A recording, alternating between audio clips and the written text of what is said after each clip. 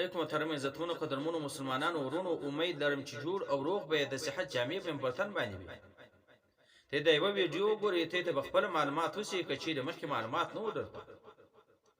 په اسکول کې درو الکان یو چوکیدار ته پیسې ومنلې چې دغه پیسې واخه او تزمر د پاره انجلي انتظار کوي چې موږ به بدپلی وسرو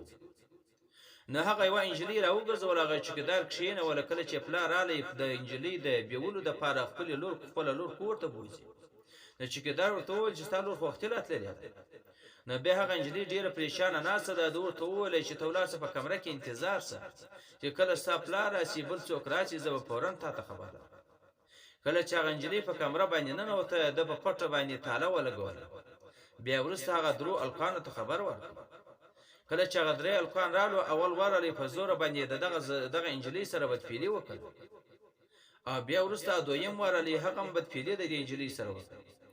کله چې دریم ورغلی هغه بالکل خاموش ودرېدی چې وې کتل د خور د خور سره بدفعلي شروع د دې ډیر په دغه ځای باندې پریشان سو او خپل ځان یې وویشتی ای محترم مسلمانانو ورونو کم سړی چې د بل چا مندې دغداره کوي خوندې دغداره کوي دغه لوڼې دغداره کوي دغه داغ به د پر مور د پر خور د پر قربان باندې ضرور لګیږي ځکه دا په دنیا کې قرض دی کوم چې چا چې دا قرض وکي او دغه قرض بیا ورکول غواړي نو باید د داسې بهایي کارونه اجتناب او پرهیز وکي الله تعالی دې موږ د داسې کارو څخه حفاظت وکړي